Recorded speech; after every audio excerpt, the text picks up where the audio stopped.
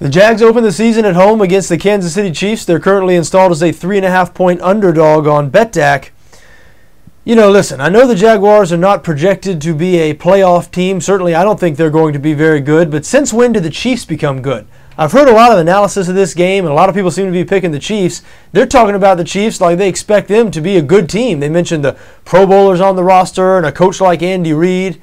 Well, I got news for you. Andy Reid was fired in Philadelphia because of poor performance. Totally lost the locker room last year. That was a disaster.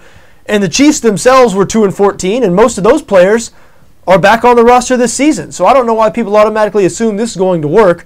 The Chiefs have no business being favored on the road against anybody right now. And one thing you should know, Jacksonville has been a good Week 1 bet. The Jags 12-2 against the spread the last 14 years, Week 1 of the season. So bet on Kansas City at your own risk. There's a lot of positive energy around this Jaguars franchise right now. Chalk a lot of that up to new head coach Gus Bradley.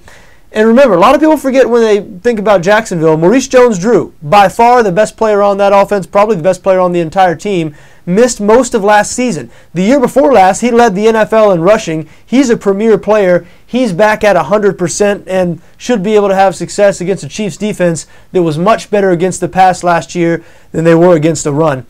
And the Jags, if you've seen them play defense this preseason, when the first unit has been in, they look pretty good. Look like they've made strides. Gus Bradley, of course, a defensive guy. He's changed up the scheme. They've brought in a lot of new players. So a team with some positive momentum in Jacksonville hosting a game Week 1 against a team that was 2-14 last year as an underdog.